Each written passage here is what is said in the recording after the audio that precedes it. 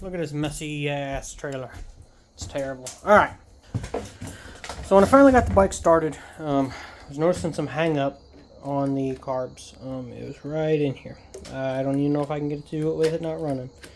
So essentially they were just hanging up, and I could reach in there and pop them down, and that was causing the RPM to drop back down. So there's a hang up somewhere in the carbs. Not a big issue. I'm going to get the carbs off here and kind of just clean them up. I don't really want to go through them, but I do need to figure out why they're hanging up. Because it is annoying, and that's about it. It's annoying. But I am going to clean those up and spray them down. Really can't get it to happen if it isn't running. Oh, see it right there? Right there. See it? You see it? Where you at? Where are you looking? See it? Right here? Oh, come back down. Click. Click. Click.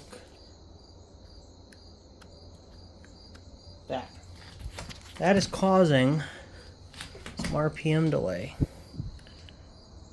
So what I need to do is probably take these off of there. I don't know if you can see down in there. It's getting a lot from this camera right now. So yeah, you can definitely see that one. Watch. Click. See that click? When it's running, sometimes it don't do the clicking part. So the RPM stay real high. And that was something that the kid that I bought it off of said. He said, it was running fine now, but all of a sudden it would just like super high RPM, and nothing he did would fix it. Well, I'm seeing it right there. Yeah. So that's going to happen. On this episode, I'm going to take these carbs off for sure and go through that. I am doing a whole video on cleaning the tank out. The tank is full of rust. The tank is beat up. And the tank doesn't look great. So that's happening. There'll be a whole separate video on that. That's irritating. But ultimately, I threw some fuel down this line, and it fired up and ran, which is great because I took all sorts of stuff off of this bike.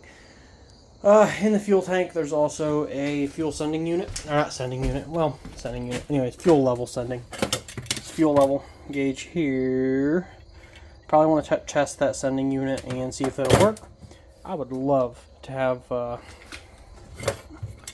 the fuel level work. Fuel levels never work in anything I do. So that's one thing I want to do is get that to work. So that way we have fuel gauge up here. Other than that, RPMs weren't reading. So I do need to fix that. We'll figure it out. And then the speedometer, which comes down over to this side. On the first episode, I moved it. I put it so it goes straight up. So I'm going to have to get a bracket here for that and then go up from there. But when I spun that, we can see it at least activating the gauge, you know, with the RPM. I don't know if it's in the gauge yet or in the actual sensor itself, which looks like it's down in here. I don't know what reads that. I'm going to have to take that off and figure it out. But I'd love to have RPMs. I mean, mile per hour is not nothing for racing, but why not, right? And then we'll go from there. So let's get the carbs off. Quick little blurb on removing these carbs. You do have to take the choke cable off, which you just kind of pull the choke up. Let's go. Pull up. Pull up. Pull the choke up, and then that'll come right out of the edge here. And then you are going to have to take this throttle cable off. So we're going to have to loosen that up and do the same thing. So yeah, got to get a wrench in here and loosen that up. See right there? Right there? Yeah, loosen that. Great news, everybody. I found a wheel. That's the 19-inch wheel we were looking for our Flattracker, our budget Flattracker build. Build is back here. It is a 1983 Suzuki 550, something like that. So one of the things we needed was a 19-inch front and rear to be able to run Flattracker tires. Okay, specifically can only run Flattrack tires or trials tires. I mean, and Flattrack tires only come in 19s. So that wasn't an issue for our front, which is a 19, but our rear was a 17. Fronts on these only come in, well, 19s only come on the front of these. So what we had to do was hunt down another front and go from there. That's exactly what I did. Hunted out a front. I spent all day driving to pick this front up for 40 bucks. Other people out there trying to sell me front and rear, they didn't want to separate them. They wanted 150 bucks for the pair. Or if somebody did want to separate a front, they wanted 80 bucks for the front with, you know, and all this other crap. And I happened to come across a kid who had a couple of these bikes. Well, he's not a kid. He looked older. His face looked young, but then his hair was graying. So, I don't know. Maybe he's 30s, 40s. I don't know. Anyways, found a guy who's building a cafe racer. Had a spare front end. He said he couldn't use this one because that tube over there is bent. I said I really didn't care if that tube was bent, and you can kind of see the bend in there. But I said I didn't care if that tube was bent. I wanted the wheel. So $40 in a long car ride later, and here I got one. So right now I need to strip everything off of this and get just down to the wheel, nothing else.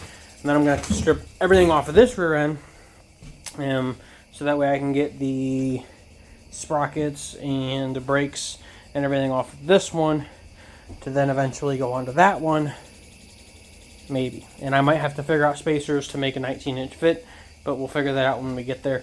Right now I just got to get everything stripped down. I'm telling you guys, like, I was out here 2 days ago, and this bike was cleaned off again. If you watched my last video on this bike, spiders took it over in like a week. And so I was just out here a couple days ago, and now spiders are taking it over again. They are quick on this, I tell you what. They are not playing around when it comes to building webs on this bike. I mean, can you blame them? I'm out here in the country, and this is my race trailer, and I turn the lights on when I'm out here working at night. So the bugs do show up. Look, mouth. They're just everywhere. I mean, it's part of being in the country. So, of course, the bugs are going to build their webs here. Look at their big old spider. Oh.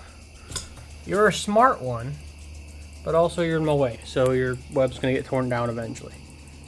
But that happens, right? Cute little guy. I think he's cute. Most of you won't. So, that's where we're at. I'm going to get this stripped down and go from there. Alright, so technically it's not on there. Let's just be honest with you here. I just have it on the shaft right now. Nothing's really hooked up. I mounted that brake rotor just to see.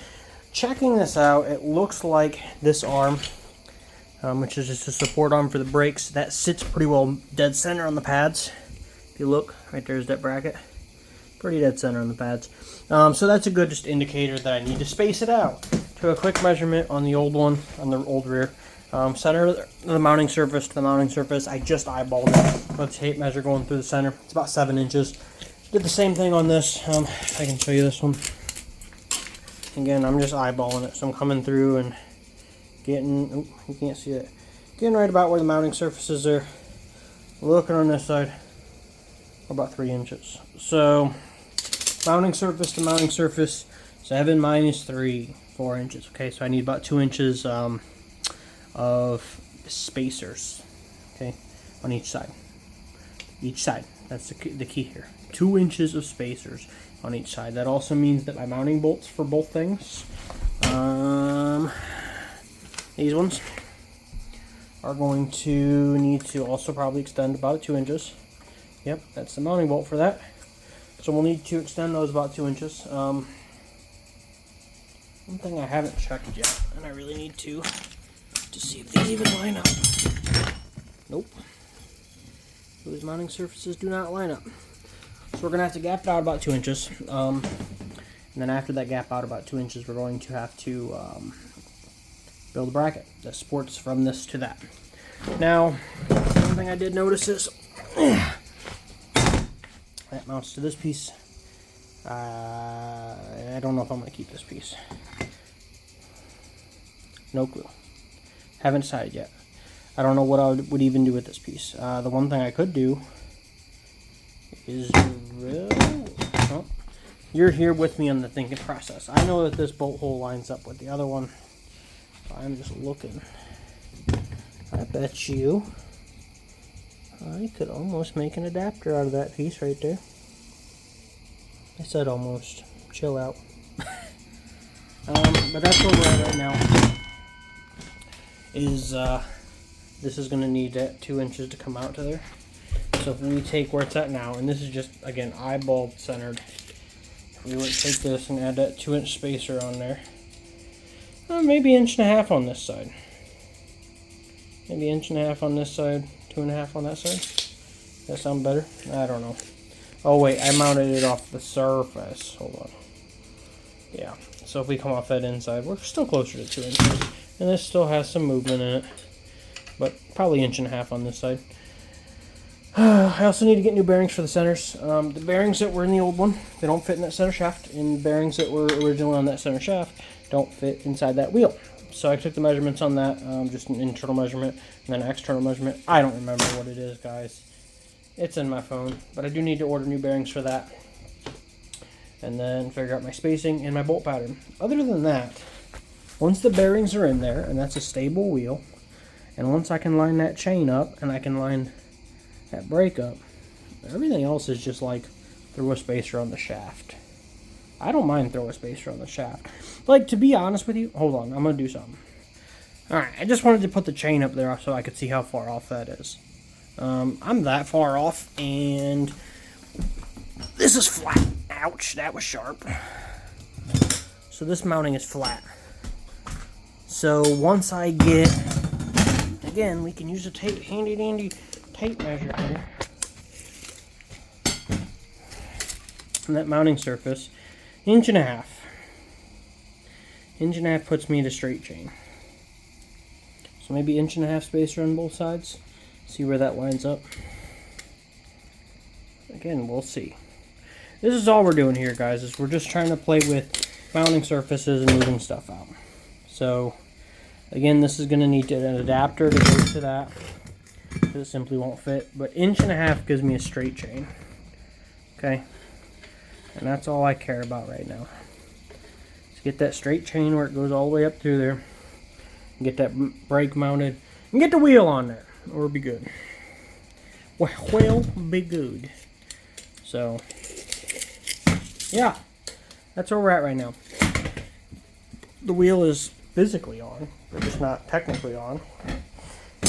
Go back that way. You look right. Thanks. The wheel's physically on. I just need to actually attach it now. You know, the actual thing. So, that's how I took all the measurements for that. If you're going to try to adapt one of these, when I post this video, I'll have it adapted, so go in the descriptions down there and I will have whatever I have bought for this process. So, yeah, that's where I'm at now. I'm going to go inside and order bearings and get cleaned up for the night. So, yeah, bye! You know, you really don't feel the darkness until you were just in that bright trailer. Oop, tripping over stuff. Until you were just in that bright trailer and you walk back out the door into the darkness. The neighbor has lights on, but I can't see nothing to walk back to this house. Like, it's bad. There ain't no moon out, really. I'm pointing at the sky, because I know you can't tell. There ain't no moon out, so it's just dark. And I came from that bright trailer, so, yeah. There's the house. Alright, so quick update. I just got back from Lowe's. I went over there, and they had these 1.5 inch spacers. See them in there? 1.5 inch spacers. I picked those up, the ones that were tightest to the bolts, and then I picked up some new bolts that were longer. I will actually come over here and grab the bags so you can see the sizes. What we got here? There you go. There's your spacers. 3/8 by 1/2 inch by 1.5 inch long spacer. Then the bags for the bolts are in here somewhere. Right here. M8 125 by 60. That's what I'm going to try to use. And I'm going to say that in the sense of I'm going to mount this up there. I'm going to go out. I'm going to slam the brakes. And if it holds, I mean, I'm going to run it like this either way. I really hope it holds. That's kind of where we're at here. But that gives me the 1.5 we were kind of talking about before that I think got me close to center. If that's where the wheel sits, I mean, it's close enough. This has some left to right movement on it. And then obviously the chain has some left to right play. So I just need to get it close enough. The next thing I want to do is, sorry. I need to start figuring out what will work for spacers once my bearings come in. I have a spacer. Where's it at? It's up here. Hold on. I bought this spacer while I was there as well. I did it for 2 reasons. One of them was to see if it would be a spacer that would fit over top of the shaft. And the other reason was because I play guitar. I'm the music director at the church. I want to build a spacer ring So I'm going to cut it down to about there. And so it just sits here. You can play all your chords, play normal, and then if you want to do a slide on one string, you got it. But it's stuck. There you go. I needed to see if this would fit over that shaft. And it does not. Okay, so that was the next size up spacer. I knew it was going to be really close. If I do end up going with this, I would have to bore that out a little bit. But this is the next size available at my Lowe's. So if I mount this tire up, let me get this shaft in there quick, and then I'll show you what I'm looking at. Alright, so the other nice part is if this ends up being too far, and I could always flip it. But that's going to take it quite a bit more in, so I just kind of have to figure out, you know, playing with this a bit, if it's going to work there or not. Again, I'm not sure. Okay, not sure with where we're at. We will figure it out, though, and go from there. I'm also looking at, this is the brake rotor that came off the bike. I don't know if that depth is any different. This is the brake rotor from the front of the bike. Let me get a straight look on it. And it's the brake rotor from the rear of the bike. Could be some depth difference. I doubt it. But where we're at right now is the bearings are going to come in for this that are going to sit in here. And then I'm going to have to fill that gap. Okay? So I'm going to have to figure out some sort of spacer in there to keep that tire center, regardless of what I do. This side, still though, I need to figure out how I'm going from this bolt pattern to the bolt pattern that's on the sprocket. That's kind of the only thing left. Bearings should be here on Sunday. And then once I get this figured out from here to the sprocket, then it's put the bearings in, put the spacers in, and that wheel really should be set. Yeah. So that's where we're at with that. So Sunday, we'll be getting those bearings in, getting them pressed into place, and then I just have to hope that that'll hold up. Because I'm not sure, okay? My brain tells me there shouldn't be that much load on there. I'm racing on the dirt, so, but I'm going to go test it once we get everything running. I'll take it out on the street and just stomp on the brake and see if they stop. Yeah, we'll do that. We'll see how it is. Stomp on the brake, see if it'll stop, and then I'll hold the brake, and or I'll just pop the clutch real hard and see if it'll break that sprocket. Whatever we decide to do for this side, still haven't figured that out. But for that side, I'm pretty happy with it. Yeah. So I guess I will see you when the bearings get in. Well, bearings showed up, and I was excited to get into it. And even though the description on Amazon clearly said that this is going to be 17 millimeter inner diameter and 42 outer, it fits fine over the shaft, so my 17's right. I get over here, it doesn't fit. I measured it with a micrometer, it's 40 millimeters. So, throwing this back in the package, taking it to a UPS drop site right now to return it. And then I have another set on the way that's supposed to be the right thing. Now, what drove me nuts with this specific listing is that on these bearings, see where it says 5203 RS? So this company right here has a chart on their listing, and it specifically shows these being 42 OD, but these are 40 OD. And if you type in that part number, like that bearing number, into anything else, including Amazon and all the other places, it shows that this is a 40 OD. So clearly their chart is wrong and their measurements are wrong, which is very frustrating when you're trying to buy bearings based off of the actual measurement and not the part number. So if you go to this company and you were looking for a whatever I just said that was 52 whatever. Anyways, if you were to type that in, you would get this, and that would probably be right for that number, but it's not right for their measurements. The one I need is a 62 something something. I don't know. I found another listing. I ordered the bearing. So we're gonna have another one here in a day or two. I ordered it last night, and it said here by Wednesday. It's Tuesday now, so we'll see if that's the right size. I'm kind of irritated because this fit perfectly over the shaft, and I was excited. I was like, I'm going to get this wheel mounted up, and then we can start working on spacers and other important things like that. Simply not going to happen. The other thing I need to get measurements for is this adapter that I'm going to have made or make. I don't know. we'll figure that out. We still have time to figure that out. I need to get this wheel mounted first, so I can start getting my measurements based on for the the spacers and for the I don't know, the brakes. I just threw those on there to see how they would fit. I can obviously flip that and get some adjustments, and then for that sprocket. So that's where we're at. Bearings showed up, but they weren't the right bearings. I mean, they were the right bearings. They just weren't advertised right. So we'll get these sent back out, and I'll let you know in a day or two. All right, we're on round 2 of bearings. So new bearings just came in. Again, these ones claim to be the right size, but so did the last ones. So we'll see. Now, fun little story about these bearings. Ordered them off Amazon, and they didn't show up, and they were probably 2 or 3 days late. So I called Amazon, and I said, "This is some bull crap, and you need to do something." So they refunded me the price of the bearings. I ordered another set last night. And then these showed up today, and apparently the mail lady said that she had a sub in who delivered them 3 doors down or something. I don't know. Where she didn't deliver them was to my house. That feels like it'll be a nice press fit. And then here's our shaft, and that should slide over it.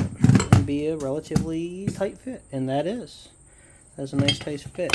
So we finally got bearings. So what I'm gonna do is I think I got a green Brillo pad around here. I'm gonna scrub this out. You see how there's just gunk in there? We don't need that. I'm gonna scrub that out, and then maybe a drop of oil, and then get this tapped down in there. I could carry this whole wheel all the way out to my barn to the press. I am just simply not in the mood. So I'm gonna set this bearing in there with some oil, and I'm gonna tap it in with a mallet. And if it screws up, well, we have another one on the way. I mean, I really don't want to rely on that, but I'm just being optimistic at this point. So I'm going to grab that Brillo pad and scrub that. So, yeah. Alright, scrubbed it down, spritzed it with some Wood to 40. Oh wait, you're not Wood to 40. You're PB Blaster. Doesn't matter. They're both penetrating oils. See that word penetrating on there? They're not lubricants, they're oils. But for something like this, where you want to kind of clean down some of those greases and stuff and get something to press in, it'll work fine. Looking at this, looks the same on both sides. Not directional. We're going to make sure we got a cleaned up edge. Just going to rub my hands on it. I'm going to set it on there. And I'm going to tap it in with the mallet. And it better go in! Dang it! I'm going to grab a big mallet. Ugh, it's not that big. It's just I mean, it is a big mallet. We ain't swinging it anyway, so we're just going to tap it. Just tap it in. Just tap it in. When it's going nice and straight, just going to tap it in. Just looking at it, it looks fine. Looks like it's going to fit all the way in, so we're just going to have to keep going. Now, what you probably should do is not listen to me and go use the press. But, you know, why do the intelligent thing? I'm going to go grab a chunk of wood, set it on there, and beat that in, and then it'll be good to go. Alright, here's my big old chunk of wood. It's just a wheel chop. Advantage of a chunk of wood, you get a nice flat hit on it, and it's going to give a little bit, so it's not going to cause damage or marring or anything like that. Downfall of a chunk of wood, you can't see it when you're hitting it. So you kind of just got to, like, swack that thing and then look at it, and swap that thing. So, would it fit? I'm going to get the other one in, which unfortunately, I put all these spacers on there, so I'm going to have to impact that off real quick. Get that one driven in, and we'll get this wheel mounted and start figuring out spacer differences. We're going to have to sleeve them, okay? Essentially is where I'm at. So we'll have that on there, but then we're going to have a spacer on the tube itself. And then once we finally get it mounted straight and at the right depth and all that crap, we can figure out if we need to flip this over, if 1.5 inches is going to work, all those good things. So I'm going to grab the impact and pop this off quick. Alright, so I got all those off. Now, in both this front wheel and the original back wheel, there was a spacer in there. This front one had this spacer right here. And essentially it's there so as there is side load from the external spacers that are going to go out to the hub. It can't press or pull on that bearing, or really press on that bearing. Here's the issue. Old spacer that's the right depth doesn't fit on that. And the old rear spacer that would originally fit on this, which you can see how loosey-goosey that is like way too long. So here's the question. How important do you guys think that spacer is? I haven't really decided how important I think that spacer is. I'm trying to decide if I'm going to add it in there or not. Like, it's really not that much work to add it in there, but then I have to go cut this down. You guys can see it right there. It just needs cut down. I should do it, huh? Alright, we're gonna go cut that, I guess, on the grinder. I don't know. I got stuff I gotta go do. So to see that bearing actually fits in there right now is just a lot of information for me. So I gotta go run music bingo at the church. Yep, I'm gonna go do that first, and then what we'll do is later when I get working back on this, I'll cut this to that length right there. Get that put in there. Drive that other bearing on there, and then we'll get the wheel mounted. But you guys don't need to see all that, right? Do you want to see all that? You can figure it out. I am very descriptive. Now, this is some people love it, some people hate it. I am very descriptive on my videos because I want you to be able to understand the thought process and to be able to do stuff yourself. Okay, I don't just want a video of me doing the stuff. I want it to be descriptive enough so that way you can understand how you can do this even if it's not the same exact product, right? So if you're trying to build a flat tracker bike and it isn't this bike, you know, you might need to take a slightly different route, but you can understand the thought process and the steps that go into trying to build one yourself. That's how all of my videos are, guys. Is they're very descriptive, they're very talked through. You're going to see the ups and downs of thought processes when things don't work. Because honestly, I started working on cars back before YouTube was really a big thing. And you kind of just always screwed up and tried new things and just did. And I think YouTube kind of creates a false idea that that everyone's not out here struggling trying to get parts off Amazon, and everyone's out here not struggling to find the right tool in their set, and you get all these people out there with like way too much stuff, like, you know, like $50,000 tool sets. They're like, we just need this specialty tool. Why don't you have that? Well, because I don't need a $9,000 tool. So yeah, all my videos are always very descriptive, but sometimes like this, where I've already done it and you can see it, you don't need to see the next one, right? Okay, so that's what I'm gonna do. I'm gonna cut that. I'm gonna grind it. I'm gonna make it fit the same as the old the old spacer, and then get that other bearing pressed in. Then we'll get the wheel mounted and see how it fits. So see you in, well, I guess it's only like 3 seconds for you, but you know. All right, I finally got a little spare time to work on the bike. Ran over to Lowe's, picked up some bigger spacers, or whatever you want to call these. What are they technically called? Yeah, steel spacers. I just picked up a couple of these to see how they would fit on there. These are 3/4 inch ones. I briefly measured one that said it was 3/4 inch in the store, and it showed like, I don't know, 18 millimeter internal, I think is what it said, and I need more than a 17, so I grabbed those. Another thing I kind of looked for while I was there was some washers that can hopefully fit over top of that shaft, but then cover up like the bearing and things like that to reduce some wear. So I picked up some of those. So we're going to pull that shaft out of there, throw those spacers in, and kind of see where we're at. I didn't exactly like measure this before I went to the store to see how much spacers I needed. I just kind of like went and picked some up to see if they would work, and if I need to run back and grab a couple more, then so be it. But I need to make sure they work first. So I'm gonna pull it off and see if they'll fit. So the washer was like just slightly too small. Like, it'll go over the threads of this fine, like it'll go over that just fine. But when I get back to the actual shaft itself, it didn't want to slide. That one, I don't know, it feels loose. It feels like it should just go on. Is it the same washer? Yeah. I don't know. But it wouldn't go over the shaft itself. Fine, whatever. But I forgot this brake bracket has to mount to there, which that adds a little spacer to it. And then I just had this like pile of like parts over here that like I knew would all fit over the shaft, like if it needed to. And one of those was this little spacer over here. Now, I don't know if this originally goes there or not. I don't know. I really don't care. But what I do know is one of these spacers, well, two of these spacers, one on each side, plus the spacer there, and plus the brake bracket, like, it's honestly doesn't slide very much left to right. Like, if I push it all the way to the right, like, I wasn't going to get the thing, what am I thinking of? What the hell are words today? I wasn't going to get those washers in there if I wanted to, because again, if I slide this all the way to the right, because, let's be honest, this is seated, it doesn't matter, because it's only between this bar and this bar. So the shaft's just there to keep things aligned, really. So if I slide this all the way to the right, and that all the way to the left, that's all the space I have. Like, it's perfect. Like it honestly is perfect. And I don't know how I feel about that. Do I wish that there was like a caps over top of my bearings? Sure, because it is racing on dirt. But like, this is what I get, and I'm way more happy with this than I think anyone realizes right now. Because it just works, right?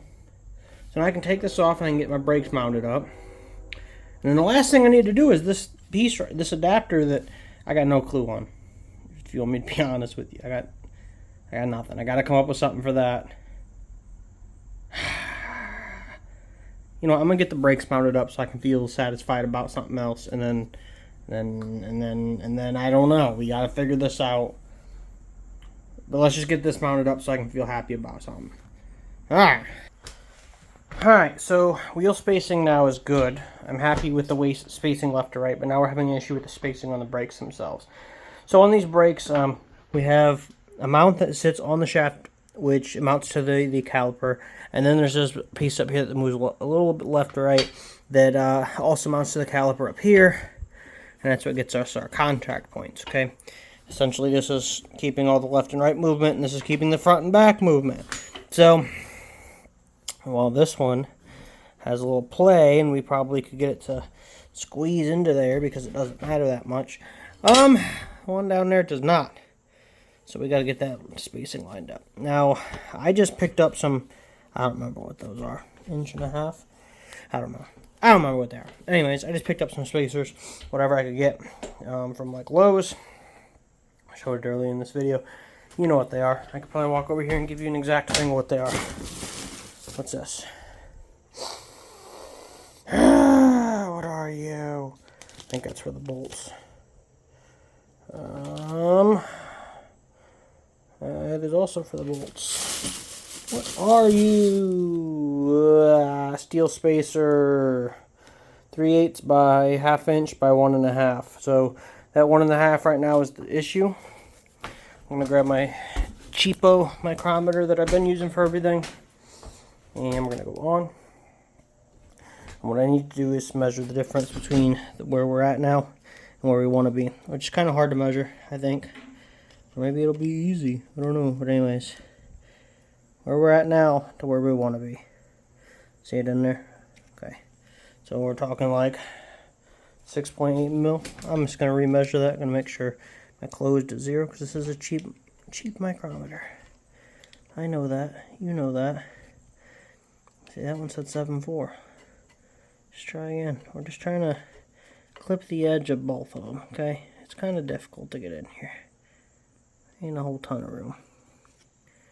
I just felt it move. I hate trying to get in here like this. Is there a better way? I don't think so. Okay. So we want to be just inside of there. Right? Just along the edge. And get that in there. I don't know. It's somewhere around 6.9 mil. Around, guys. Around. So if we take our 1.5 inch, I'm not trying to do conversions right now. If we take our 1.5 inch spacer here, stick that up in the mic. Get in the micrometers. Hold on. I can't do this one-handed. Struggling. What are we at? 38 mil? 38.1? 38 mil. What did I just say we need to remove? 6. So we need to be at like 32. We need 6.8, so maybe 31. Probably could go to 31 or 32. If we take, hold on, I'm going to set this down. I'm going to do things with my hands. I know that's what you wanted to hear, right? So if we just go to 31. 31. You can see that we got to take some off that end. Right about there. Or if we do that math the other direction, I said we got to take off 6.8. Come down here to 6.8, 6.9. So let's just say 7 mil. That little bit right there. You can see we are at what? 0.3. It's probably close to a 1/4 inch what we need to take off. Okay. Alright, that 1/4 inch is, I don't know. Who wants to do math? I'm going to go Google it. I'm going to go Google it. Alright, I used a fancy Google and it said 6.8 mils is like 2.26 inches. So 1/4 inch. So if I can get, I'm going to Google this quick. Again, I'm going to Google. If I can get 1 1/4 inch spacers in this size from Lowe's. So wherever the heck I just threw that. See how fast things disappear? Steel spacer. Wait. That's the one we just put on. Come on, keep it moving. Where's it at? Whatever. I'm going to dig through this bag here. We're going to find what I have. Oh, that's the bag I just brought home. We ain't finding nothing in there. Anyways, you get the point here. I has the one thing. And oh, there we go. Nope, that ain't it. What is that? I don't know. Anyways, I'm going to look up to see if I can find these in 1 1/4 inch. And if I can, I'm just going to go pick them up. And if not, I'm going to lob a 1/4 inch off of all these and just get them to fit. I really don't want to lob a 1/4 inch off all these to get them to fit, because chances that I cut all these completely straight into the right length with the cutoff wheel is minimal. So let's get that. I'm going to look it up. Unfortunately, I think I got my answers. No. I'm seeing online that they sell 1 inch, and I see online that they sell 1 1/2 inch. I do not see that they sell 1 1/4 inch, and that is precisely what I need. So the options, I guess, are buy the inch ones with a 1/2 inch or with a 1/4 inch washer, which sounds like a terrible idea. Maybe it ain't a terrible idea. I kind of like the idea, but like, do I? Or I cut all these down. Do I really want to cut all these down? This is the process, guys. This right here is the process. Here's the question that's in my head. And you guys think about this too. Personally think about this. If I go with an inch spacer with a 1/4 inch washer in there, would that hold the same amount of twisting load, or would it weaken it because it's not one solid shaft, relative to if I cut down 1 1/2 inch to 1 1/4 inch? Because here's the thought, okay?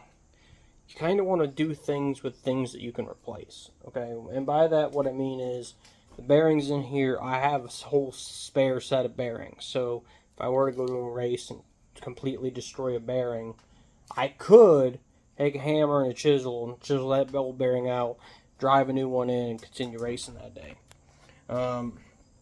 The idea would be, if those bolts work and those spacers work, that I would... Oh, I gotta get new bolts too. Anyways, the idea would be that if the bolts and spacers work, that you would then have a spare set of bolts and spacers. So if I were to, I don't know, twist that and tear it all apart, I'm like, well, my options are, I've already paid the race for the day, so do I just go out and send it again? Or do I pack up my stuff and go home because the part I had wasn't strong enough? My answer is always, just go race it. You already broke it. Throw the dang thing back together and go race it.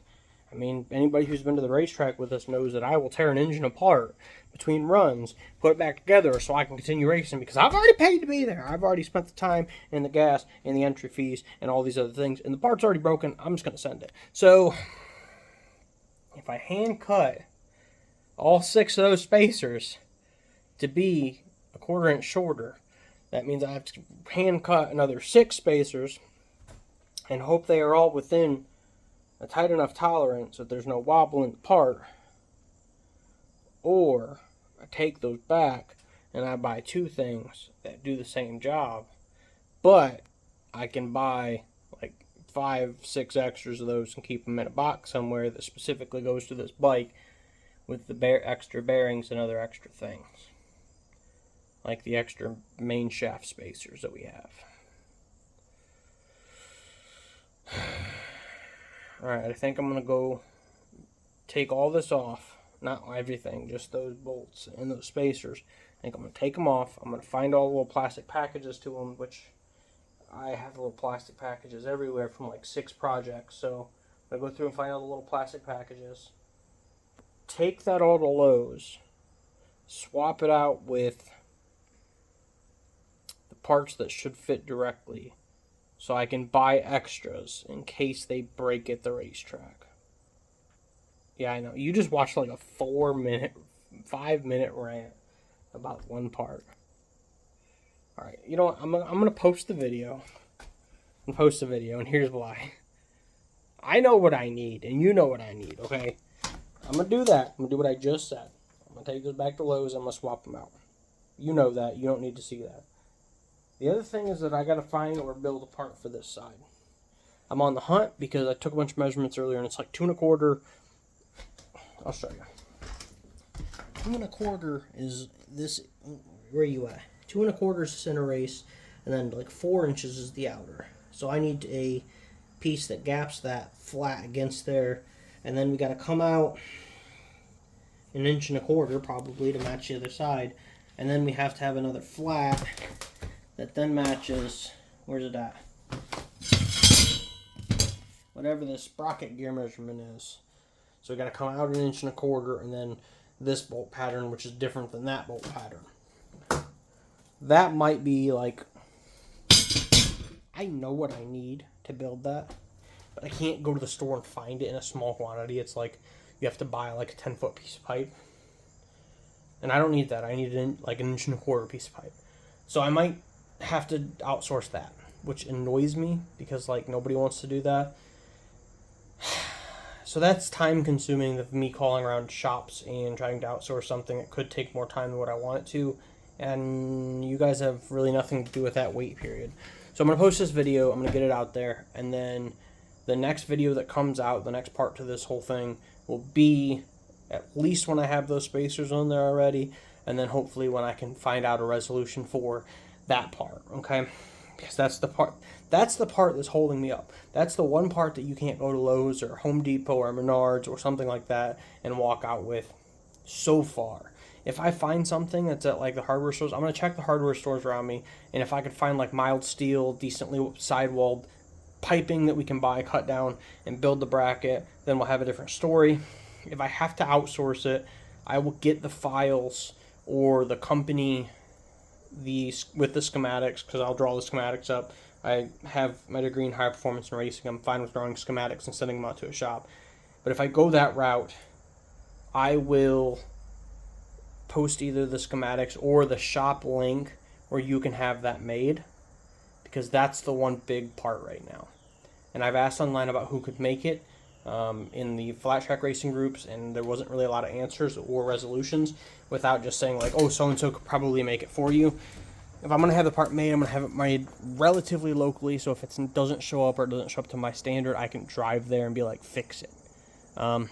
That's just something I've always done. So, yeah. Build cool things. I'm building something cool. It doesn't always have to be perfect. It doesn't always have to be great. A great example is like our shit box race truck right here, which is like junkyard built and then went out and got like 8th in the series. So build cool things and have fun with it. And I will hopefully get the next part of the series out soon. But get out there, build cool things, have fun, and have a good day.